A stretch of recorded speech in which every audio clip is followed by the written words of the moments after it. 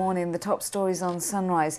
The Gurban ban placed on employees at the Shri Guru Ramdas International Airport in Amritsar has been lifted. It's following a campaign by the United Sikhs.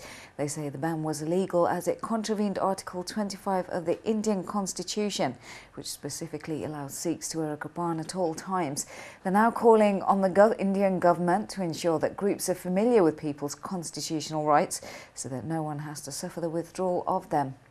Kenneth Clarke's plans to reform prison sentencing in England and Wales have hit a setback, with reports the Prime Minister has told him to think again.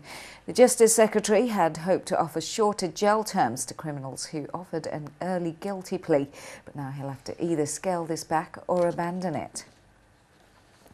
Pensioners use less than half of their winter fuel payment for heating, according to the Institute for Fiscal Studies. Households receiving the benefit spent an average of 41% on fuel costs. The IFS also found recipients are 14 times more likely to spend part of it on fuel than if they'd received the same money through other means.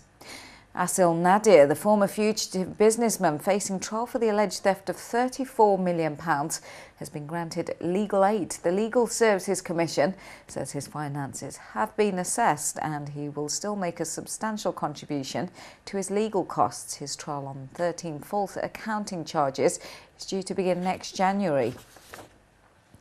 Muslim patients will not be able to trust the NHS and will fear going into hospitals and medical establishments for treatment.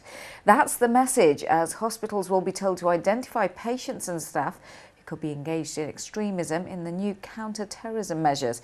The Prevent strategy drawn up by Home Secretary Theresa May will tell NHS staff that they will have an ethical duty to alert police if they suspect radicalism.